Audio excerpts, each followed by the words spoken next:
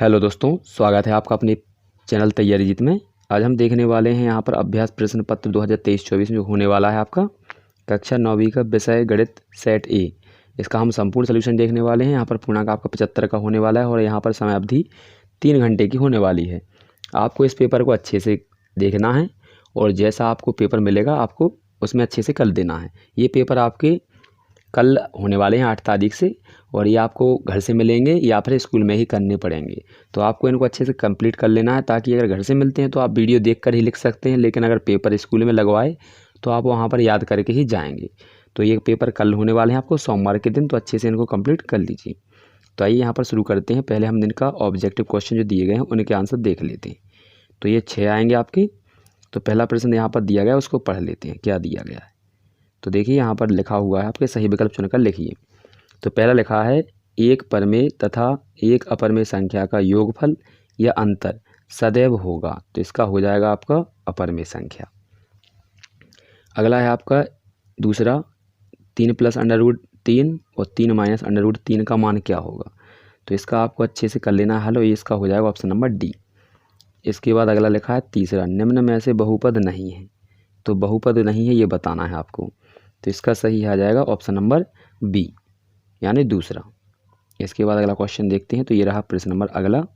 तो यहाँ से देखेंगे क्या लिखा हुआ है, देखिए।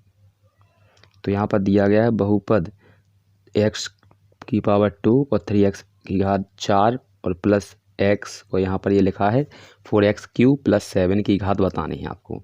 तो घात क्या होती है, जो सबसे बड़ी होती है उसी को घात कहते हैं। तो इसमें सबसे बड़ी पावर कितनी है 4, तो यही हमारी इसकी घात हो जाएगी। इसके बाद लिखा है √5 एक दशमलव प्रसार है। तो कैसा दशमलव प्रसार है इसका ये बताना। तो यहाँ पर इसका आंसर दिख रहा होगा आपको। इसके बाद अगला क्वेश्चन देखेंगे छठवां। तो इसमें क्या लिखा है देखिए।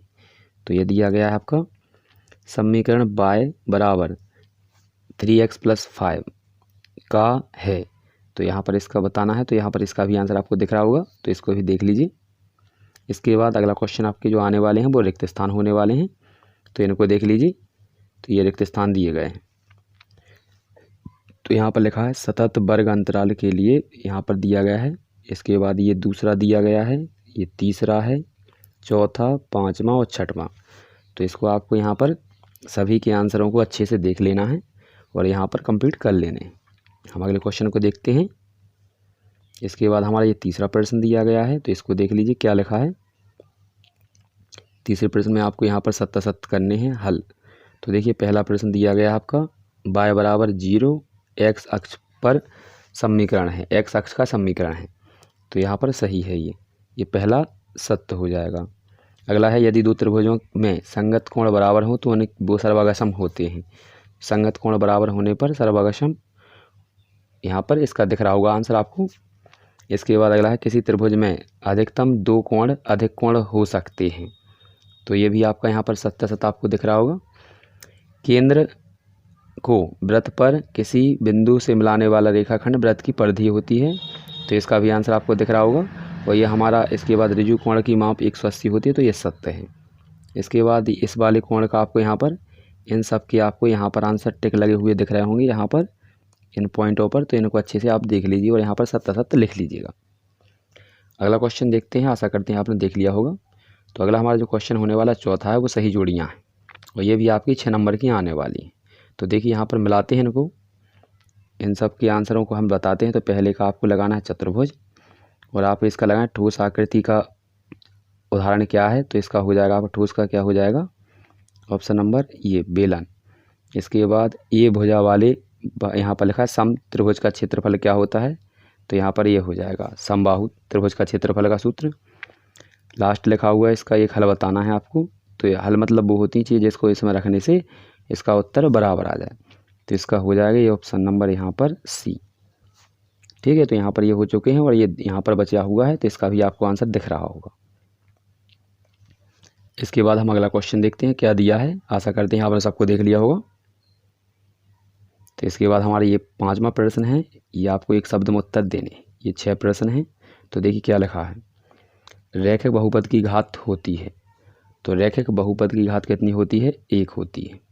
इसके बाद x = 3y को इस रूप में लिखना है। तो इसका रूप इस प्रकार से लिखा जाएगा x -3y प्लस 0 बराबर में 0।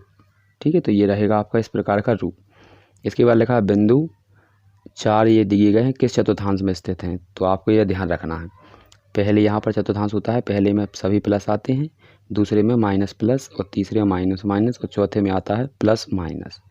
तो इसमें यही है, तो ये कौन से चतुर्थांश में है, चौथे में। तो यहाँ लिख देंगे चौथे इस प्रकार से चतुर्थांश लिख देना है और ये वाला इसके बाद बस हो जाएगा इसका आंसर। बिंदु -5 और 2 की एक्स अक्ष से दूरी क्या होगी। तो एक्स अक्ष से दूरी बतानी है, तो इसका एक्स अक्ष से दूरी हो जाएगी। तो यहाँ पर क्या है आपकी, तो यहाँ पर इसका आंसर दिख रहा होगा आपको। पूर्ण कोण का मान कितना होता है, तो इसका आंसर लिखेंगे आप 360। 3 असंरेख बिंदुओं, ठीक है, तो यहाँ पर दिए गए हैं, इन सब के आंसर आपको यहाँ पर दिख रहे होंगे, तो आप अच्छे से इनको लिख लीजिएगा।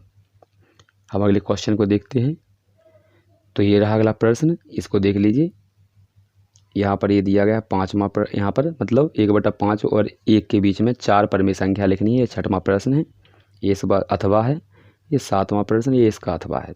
तो इन सभी प्रश्नों के उत्तर हम अगले वाले वीडियो में आपको देने वाले हैं। तो चैनल को सब्सक्राइब कर लीजिए और वीडियो को लाइक कर दीजिए, जिससे कि आपको यहाँ पर सभी प्रश्नों के उत्तर मिल सकें। तो यहाँ पर देखते चलिए, ये 8वां प्रश्न दिया गया है, ये 9वां। तो ये सभी प्रश्नों के उत्तर आपको अगले वाले वीडियो में मिलने वाले हैं। तो क्वेश्चन देखते चलिए क्या दिए गए हैं प्रश्न आपको। तो इन सभी प्रश्नों के आंसर आपको पूरे मिलने वाले हैं। एक भी प्रश्न का आंसर यहाँ पर आपको नहीं छूटेगा अगले वाले जो वीडियो आपको आएगी। ये दिया गया है, तो ये हमारे प्रश्न क्रमांक यहाँ पर ये 20वां है ऊपर, और इसके अथवा का दिया है फिर ये 21वां क्वेश्चन, ये 21 का अथवा दिया गया है, और ये आपका 22वां प्रश्न हो जाएगा। इसके बाद ये 23वां प्रश्न है, लास्ट प्रश्न दिया गया है, ये 4 नंबर का है। तो अच्छे से इनको देख लेना है, और ये आपके पेपर कल 8 तारीख में होने वाले हैं।